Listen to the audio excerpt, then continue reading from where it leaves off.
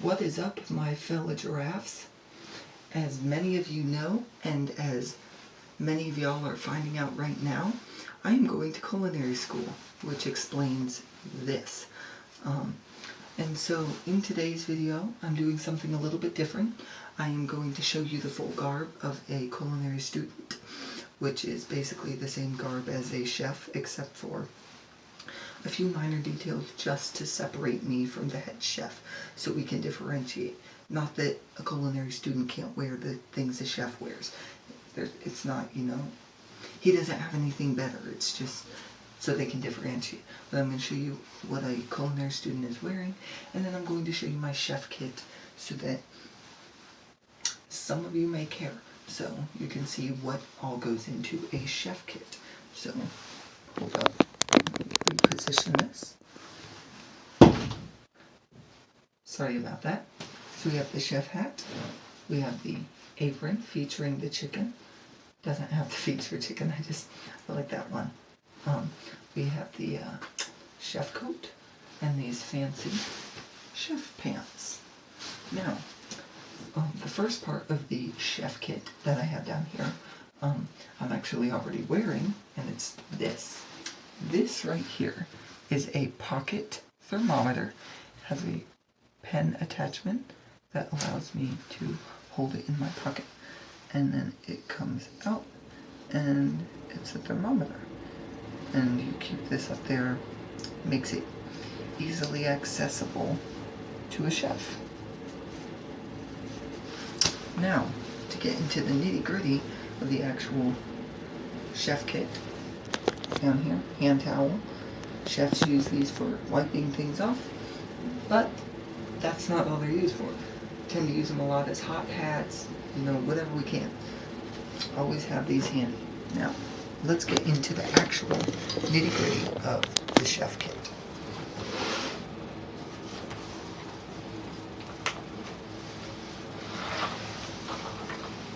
So, I'm going to open this bad boy up.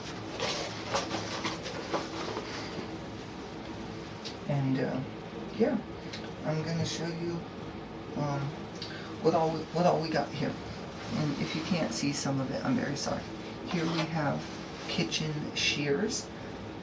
Basically scissors, but they have, but there's a lot of other features that mine came with. Has a nutcracker, has a serrated knife blade right there, a peeler. It also features two different types of can openers. They also separate so you can use the knives easier, and for washing easier. Kitchen shears. We have a 6-inch carving fork, which is used for holding down meat when you're carving it, or for taking stuff off a hot grill.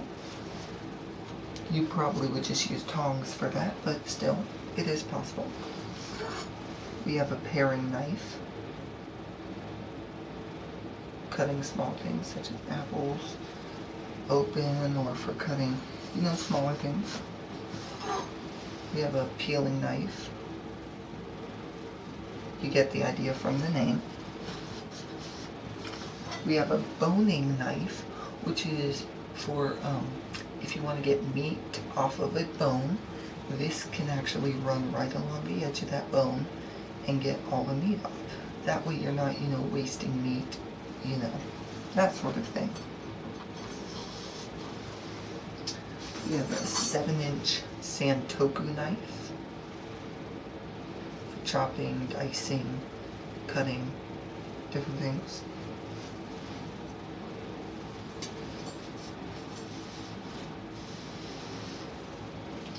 We have an 8-inch serrated bread knife.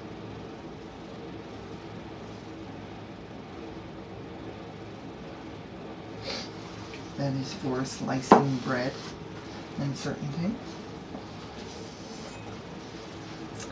And then we have this, a chef's most prized possession, a 10-inch chef knife.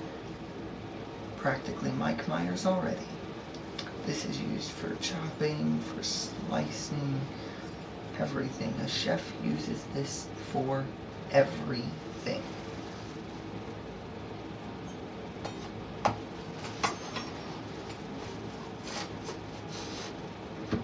And then we have this bad boy, a 12-inch diamond steel.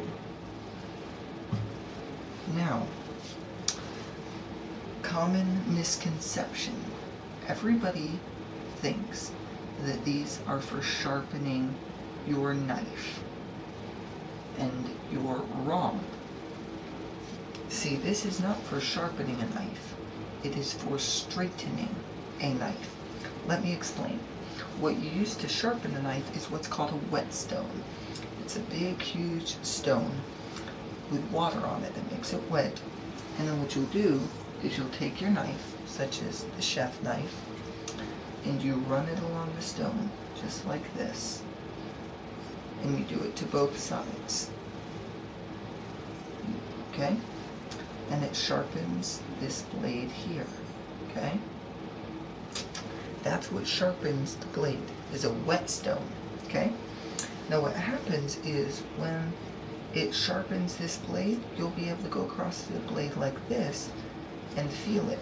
And you'll feel different problems with your knife. You will feel little cuts in your blade, because a whetstone actually takes metal off of the knife. It shaves it off.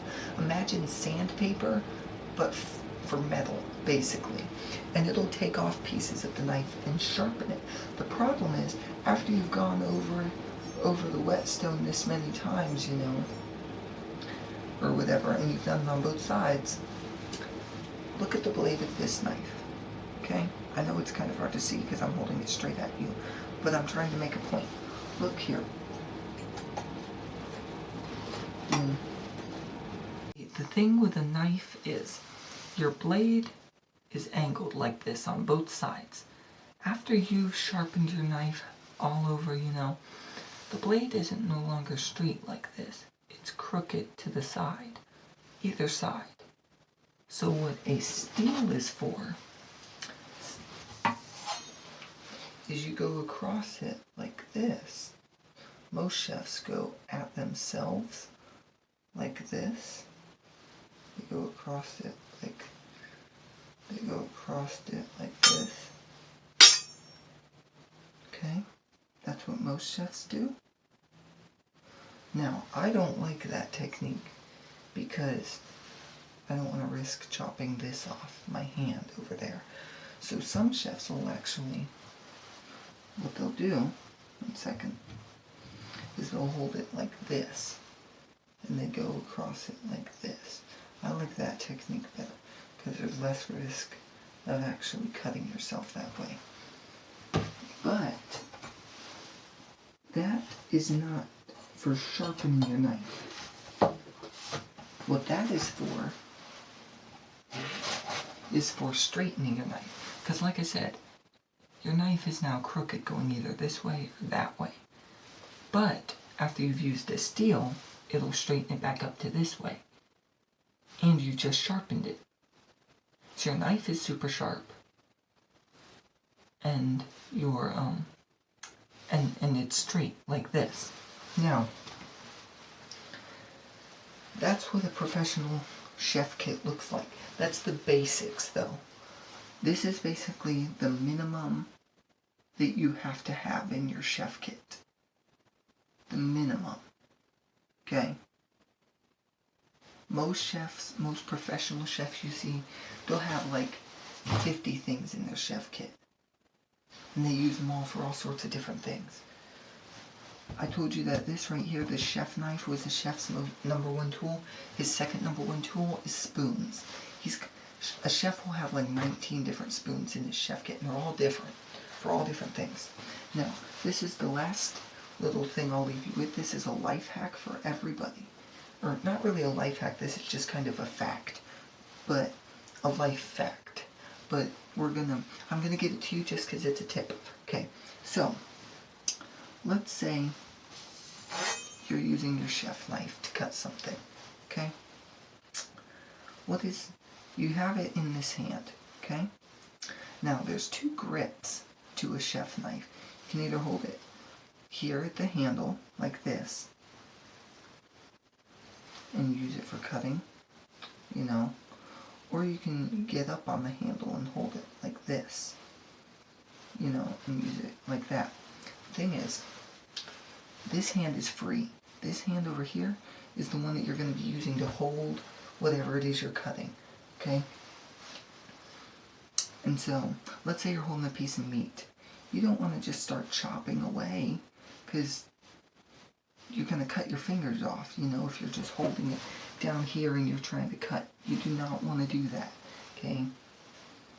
Number one thing that gets cut, that chefs cut, this right here, their thumb, because they have all their other fingers in, their thumb's hanging out here while they're trying to cut and then slice. Ah, my thumb. Ah. Okay, so what you do is this hand, you want to make a claw like this. You want to have your fingers all together for holding whatever you're cutting. That way, you're going to use this finger here, your middle finger, or your pointer finger. And when you have that tight claw, you're going to use the edge of that finger, whichever one you choose, to guide you as you hold whatever you're chopping. That way, you cannot possibly cut your fingertips. Now, you bring it up too high, yes, you're going to chop something off. But chances are, if you do it properly, that won't happen. But anyways, that's all I wanted to share with you guys. A professional knife kit for a culinary student.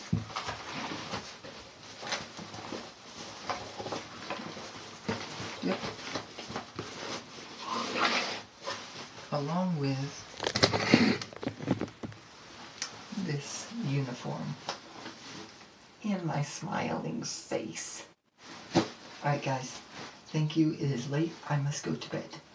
Peace. I said peace.